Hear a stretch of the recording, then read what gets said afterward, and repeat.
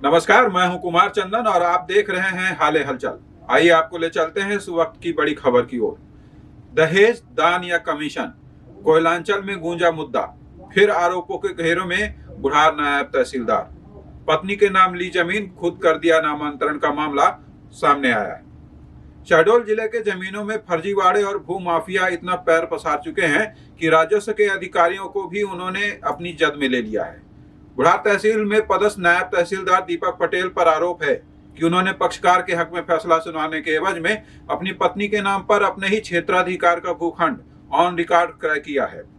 बुढ़ार पटवारी हल्का पटवारी अंतर्गत आने वाले अराजी खसरा नंबर 982/2/3/1/1/2 कुल रकबा 0.0051 हेक्टेयर की भूमि लगभग 13 डिसमिल अंकिता पटेल पिता राजेश पटेल पता झरौसी ब्योहारी के नाम हस्तांतरित हुई है। इस मामले में कोयलांचल में बुढ़ार, धनपुरी, बकोह सहित पूरे तहसील क्षेत्र में यह चर्चा है कि भू क्षेत्र के दबंग भू माफिया के मार्फत यह भूखंड कमीशन में दिया गया है। हालांकि पूरा मामला क्या है यह जांच के बाद ही सामने आएगा।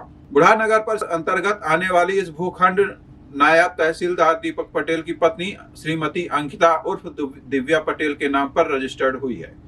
22 नवंबर 2022 को तहसील बुढ़ार न्यायालय में प्रकरण क्रमांक 0676/6/2022-23 में विचारण उपरांत नामांतरण आदेश पारित किया गया है। इस मामले में स्थानीय जनों का आरोप है कि शासकीय कर्मचारी और अधिकारियों को स्थायी संपत्ति क्रय करने के दौरान इसकी सूचना विभाग को देनी होती है।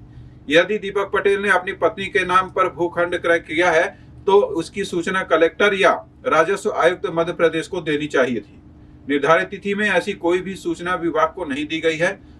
राजस्व रिकॉर्ड में अराजी खसरा नंबर 982/2/3/1/1/2 के भूखंड के स्वामी के रूप में अंकिता पटेल पिता राजेश पटेल पता ग्राम झरौसी ब्योहारी दर्ज है।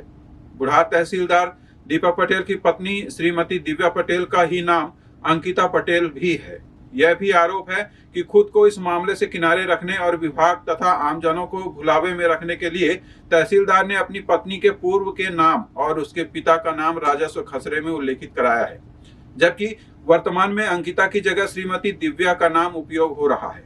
सवाल यह उठता है कि झरौसी ब्लॉक ब्योहारी में रहने वाले राजेश पटेल को अपने गृह ग्राम से लगभग 100 किलोमीटर की दूरी पर अपनी पुत्री के नाम पर जमीन क्रय करने की आवश्यकता क्यों पड़ गई, वह भी उस दौरान जब उनके दामाद उसी क्षेत्राधिकार वाले तहसील के मुखिया हैं। यही नहीं, उक्त भूखंड का न्यायालयीन प्रकरण भी उन्हीं के अधीन विचाराधीन था। बीते माह ही शहडोल मुख्यालय में डॉक्टर कुलदीप पटेल के जमीन विवाद में प्रभारी मंत्री राम खिलावन पटेल का नाम सामने आया था, जिसके बाद इस मामले ने तुल पकड़ा और कांग्रेस ने भी इसे आड़े हाथों लिया है। हालांकि बाद में भाजपा और प्रभारी मंत्री दोनों ने खुद को किनारे कर लिया है। नायब तहसीलदार दीपक पटेल इसी मामले की दूसरी कड़ी हैं। प्रशासनिक गलियारों में एसडीएम से लेकर कलेक्टर तक और नेताओं से लेकर रसूखदारों तक यह मैसेज पहले ही चला जा चुका है कि प्रभारी मंत्री के रिश्तेदार दीपक पटेल और उनका ब्योहारी से जुड़े तार अपना काम करवा ही लेते हैं।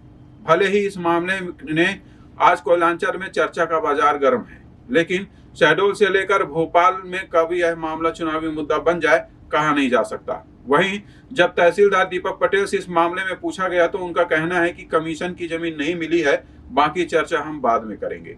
शहडोल कलेक्टर वंदना वैद का भी कहना है कि विभाग को जानकारी देनी चाहिए थी और यदि जानकारी दी है या नहीं यह जांच का विषय है।